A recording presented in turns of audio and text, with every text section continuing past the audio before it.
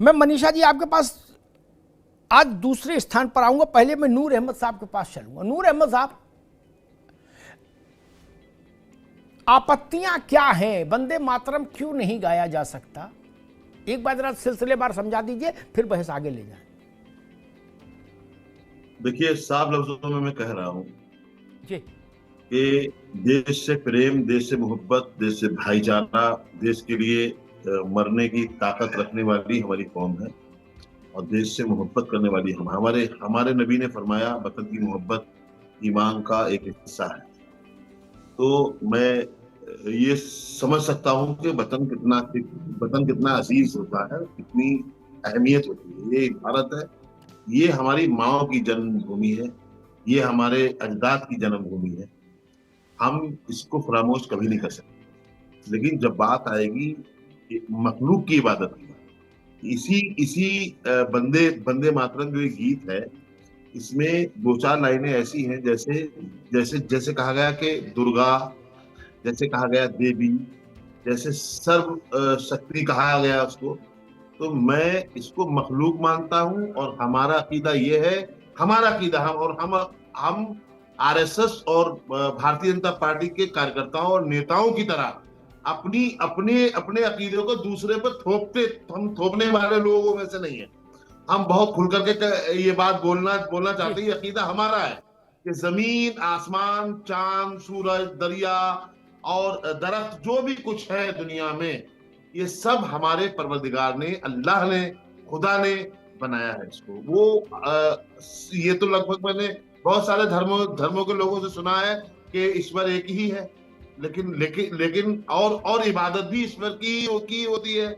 हमारे यहाँ पहला कलमा है, उसके पहले अल्फाज हैं ला इलाहा इल्लल्लाह, अल्लाह के सिवा हमारे लिए, आपके लिए नहीं, हमारे लिए अल्लाह के सिवा हम किसी की इबादत नहीं कर सकते। साफ साफ लफ्ज है जी और जी। हम इसको नहीं मानेंगे तो हम इस्लामी रोयत के हिसाब से मुसलमान ही नहीं रहेंगे। इसलिए उसमें कहा गया, प्रार्थना की गई, वंदना की गई, उसमें जमीन को दुर्गा, भारत को दुर्गा और देवी का रूप दिया गया, और हमसे फिर आप कहते हैं कि आप भारत माता की जय कहो। ये सब दिखा करके आप हमसे कहते हैं, हम तो कहते हैं मादरे वतन हिंदुस्तान जिंदाबाद। इसका इसका इसका इसका हिंदी आप कर लीजिए, भारत माता की जय ही आएगा। लेकिन आप भारत माता कह करके एक मूर्ति को सामने लेकर के आते हो, एक तस्वीर को सामने लेकर के ठीक आते है हो। नूर भाई, अभी रुकना होगा। नूर अहमद साहब, अभी रुकना होगा। अब आ गई बात, अब रुकना होगा। ये आ गई बात, अब आ गई, आगे अब रुक जाओ, अब दूसरों को पास चलेंगे। अब तो सुनो दूसरों को, ये पहली बार बहस नहीं हो रही। वंदे मातरम का मामला बड़ा पुराना है। मनीषा वाजपेयी बच जाऊं, उससे पहले एक प्रैक्टिकल बात कह दूं, चूंकि मैंने तो इस थ्योरी कभी पढ़ी नहीं किसी क्लास में। मैं तो जो कुछ जाना प्रैक्टिकल करके जाना, थ्योरी मेरा यकीन ही नहीं। शफीकुर रहमान बर्क के बाबा जब सांसद थे संभल से, जो कहते थे कि मेरा डीएनए बाबर का है, इन भारत का नहीं, मतलब कहते मैं ओरिजिनली वहीं से हूं, समरकंद से। तो वो एक बार पार्लियामेंट में वंदे मातरम हुआ, पार्लियामेंट अनिश्चितकाल के लिए स्थगित हो रही थी, तो लोकसभा में वंदे मातरम बजा, तो वो भाग गए चिल्लाते हुए, बोलो ना मैं नहीं कर सकता, इस्लाम में ऐसा है, वैसा है, वैसा। शाम को हमने शो किया, हमने उनको जोड़ लिया, हमने भाई इनको भी बुलाओ।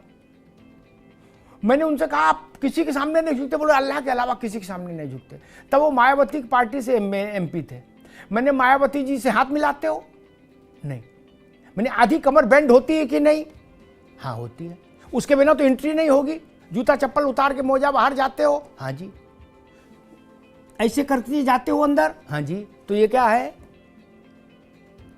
मुझसे पहले मुलायम सिंह की पार्टी में थे, तो मैंने मुलायम सिंह से जाके क्या करते हो, कैसे हो मुलायम, ऐसा तो नहीं कहते ना, नेताजी आपकी शान में। अच्छा दूसरी चीज सुन लो, फिर दोबारा अवसर आए तो बोलना।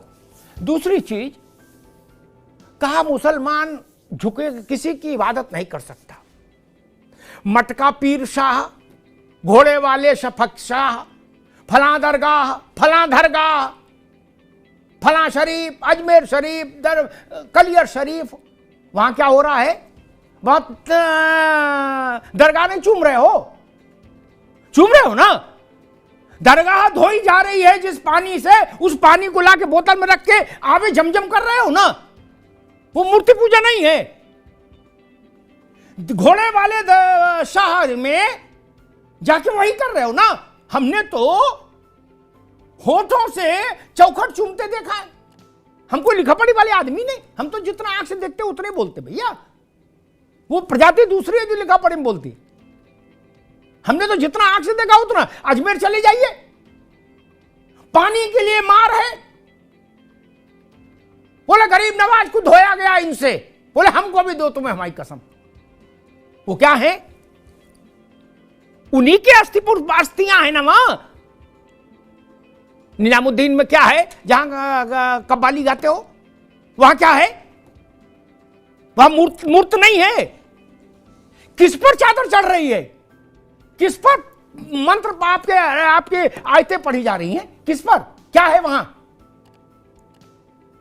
एक आदमी को दफनाया गया है, एक आदमी को दफनाया गया है। और बता रहा हूं वंदे मातरम नहीं मानते, क्योंकि हम किसी के सामने झुकते नहीं। अरे दरोगा सामने खड़ा हो तो झुक जाओगे यार, प्रैक्टिकल बात करो। हमने तो लगड़ाते थानों में आते लोग देखे, दरोगा को देख के गिर पड़ रहे हैं उसके पैरों पर, बोले बख्श दो महाराज, मालिक बख्श दो। तब वो नहीं कहते कि हम किसी के सामने नहीं झुकते। ऐसे दृश्य में 100 बता दूंगा जहां दरोगा के सामने लेट गए जमीन पर, उसकी कदम बोशी कर डाली मारे डर के, कपड़े खराब कर डाले अपने मारे डर के। इसलिए मैंने कहा यह तर्क ठीक नहीं है। 1817 या 18 में एक मुस्लिम विद्वान थे, नाम दिमाग से उतरा, उन्होंने इस पर विस्तार से प्रकाश डाला था और उन्होंने कहा था कि वंदे मातरम की जो लोग आलोचना कर रहे हैं वो ना मुसलमान है ना वो इस्लाम जानते हैं, ना वो मुसलमान है ना इस्लाम जानते। बाकी जो वो नहीं कह पाए वो हमने कह दिया। मटके वाले पीर बाबा, ये क्या है? नवाज शरीफ, ये गरीब नवाज, निजामुद्दीन, कलियर पीर, ये क्या है? चरारे शरीफ क्या है? हजरत बल क्या है? हजरत बल में क्या मालूम है? क्या है हजरत बल में? मालूम है ना क्या है? गजब बात है। उसकी आप पूजा नहीं कर रहे हो। पता नहीं कितने लोगों को याद होगा, हजरत बल में एक बार जो रखिया है, एक बाल, पवित्र बाल कहा जाता है उसको, वो बताया गायब हो गया। ओपी सिंह जी, पूरा कश्मीर जल गया, जलने लगा। इंदिरा जी परेशान हो गई, बोले क्या बवाल है। फिर इंदिरा जी तो इंदिरा जी थी, वो तो बड़ा शार्प था उनका तो सिस्टम। उनने सारे मौलानाओं को बुलाया, बोले भाई देखो इसको 72 घंटे में ढूंढ ढांढ के व्यवस्थित करो और ऐलान कर दो वो मिल गया पवित्र बाल, क्या, ताकि ये बवाल खत्म हो। वहां उसकी पूजा हो रही कि नहीं हो रही है? जैसे महात्मा बुद्ध के दांत, वैसे वहां का पवित्र बाल।